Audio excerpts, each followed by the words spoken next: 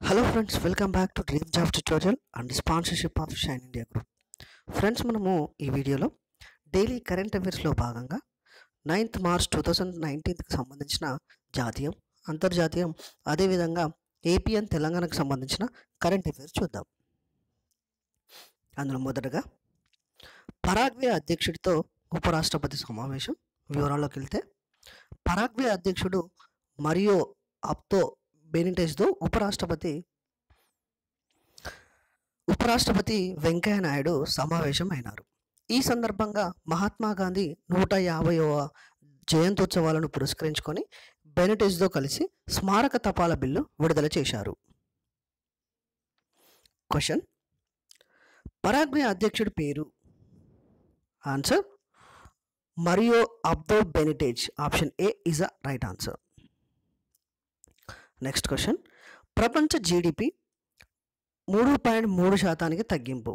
వివరాలకు వెళ్తే, ఓఈసిడి 2019 సంవత్సరానికి ప్రపంచ జీడిపి వృద్ధి అంచనాలను ఆర్థిక సహకార అభివృద్ధి సంస్థ ఓఈసిడి 2018 నవంబర్లో పేర్కొన్న 3.5% నుండి 3.3% తగ్గించింది.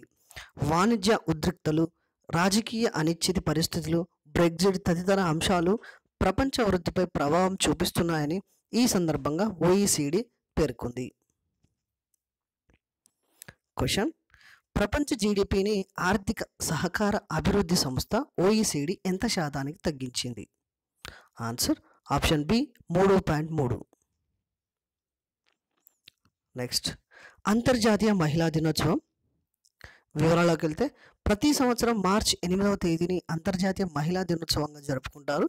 1910వ సంవత్సరంలో అంతర్జాతీయ సోషలిస్ట్ ఉమెన్స్ కాన్ఫరెన్స్లో ఈ నిర్ణయం తీసుకున్నారు. క్వశ్చన్: అంతర్జాతీయ మహిళా దినోత్సవాన్ని ఏ రోజున జరుపుకుంటారు? ఆన్సర్ ఆప్షన్ ఏ మార్చి 8. నెక్స్ట్, సుప్రీంకోర్టు విశ్రాంత న్యాయమూర్తి రామస్వామి కన్నుమూత. వివరాలకు వెళ్తే, సుప్రీంకోర్టు విశ్రాంత న్యాయమూర్తి జస్టిస్ కె రామస్వామి హైదరాబాద్లో కన్నుమూశారు. ఈయన 1998 సంవత్సరం జాతీయ మానవ హక్కుల కమిషన్ సభ్యులుగా నియమితులై 2012వ సంవత్సరం వరకు ఆ పదవిలో కొనసాగారు. దానికి సంబంధించిన క్వశ్చన్: ఇటీవల మరణించిన సుప్రీంకోర్టు విశ్రాంత న్యాయమూర్తి పేరు? ఆన్సర్ ఆప్షన్ ఏ రామస్వామి. నెక్స్ట్, హిందుస్థాన్ జింక్ చైర్మన్గా కిరణ్ అగర్వాల్. వివరాల్లోకి వెళ్తే, హిందుస్థాన్ జింక్ కంపెనీ చైర్మన్గా కిరణ్ అగర్వాల్ నియమితులయ్యారు. ఈమె అగ్నివేష్ అగర్వాల్ స్థానంలో నియమితులయ్యారు. జింక్, లెడ్, వెండి లోహాలను ఉత్పత్తి చేస్తున్న హిందుస్థాన్ జింక్ వార్షిక ఉత్పత్తి సామర్థ్యం 1 మిలియన్ టన్నులుగా ఉంది. దానికి సంబంధించిన క్వశ్చన్: హిందుస్థాన్ జింక్ చైర్మన్గా ఎవరు నియమితులయ్యారు? Answer option A Kiran Agarwal is right answer. Next, Mumbai విమానాశ్రయానికి అవార్డు.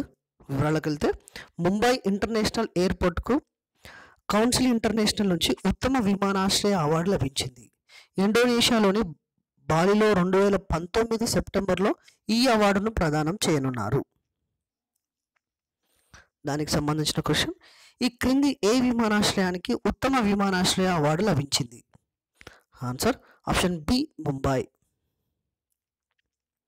నెక్స్ట్, ₹20 నాణాన్ని ఆవిష్కరించిన ప్రధాని.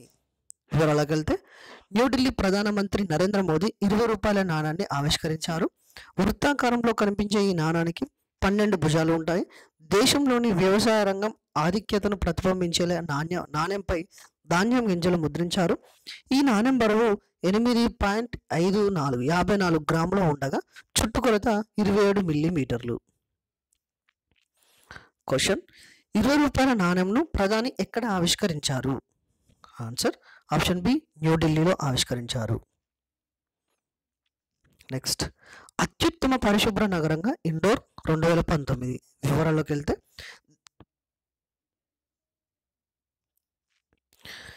దేశంలోనే అత్యుత్తమ పరిశుభ్ర నగరంగా మధ్యప్రదేశ్లోని ఇండోర్ వరుసగా 3వసారి నిలిచింది.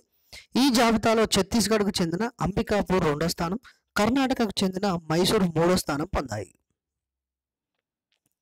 క్వశ్చన్: 2019 సంవత్సరానికి అత్యుత్తమ పరిశుభ్ర నగరంగా గుర్తింపు పొందినది ఏది?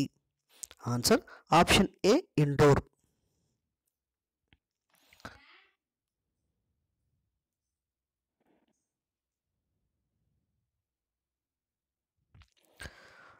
ఐటీబీపీ 53వ బెటాలియన్ ప్రారంభం. వివరాలకు వెళ్తే ఆంధ్రప్రదేశ్లోని చిత్తూరు జిల్లా కలికిరి సమీపంలో ఏర్పాటైన Indo Tibetan border police ITBT 53వ బెటాలియన్ కేంద్రాన్ని కేంద్ర హోంశాఖ మంత్రి రాజ్నాథ్ సింగ్ న్యూఢిల్లీలో వీడియో కాన్ఫరెన్స్ ద్వారా ప్రారంభించారు. అలాగే దేశంలో వివిధ ప్రాంతాల్లో రూపాయలు 1095 కోట్లతో నిర్మించిన కేంద్రాలను ప్రారంభించారు. వివరాలకు వెళ్తే క్వశ్చన్, ఏపీలోని ఇండో టిబెటన్ బార్డర్ పోలీస్ 53వ బెటాలియన్ను ఎక్కడ ప్రారంభించారు? Answer option D, Kalikiri. Next, మిగులు నిధులు తెరాసకే అధికం. వివరాలకు వెళ్తే దేశంలో అత్యధిక మిగులు ఆదాయం ఉన్న రాజకీయ పార్టీగా తెలంగాణ రాష్ట్ర సమితి తెరాస గుర్తింపు పొందింది. 2017-18 సంవత్సరానికి సంబంధించి దేశంలోని 37 ప్రాంతీయ పార్టీలు సమర్పించిన ఆదాయ వ్యయాలపై ప్రజాస్వామ్య సంస్కరణల ద్వారా జరిపిన విశ్లేషణలో ఈ విషయం వెల్లడైంది. వచ్చిన ఆదాయంలో ఎక్కువగా ఖర్చు చేసిన తొలి 3 పార్టీలు ఒకటిగా తెదేపా నిలిచింది. ఆదాయానికి మించి వ్యయం చేసిన పార్టీగా వైకాపా నిలిచింది.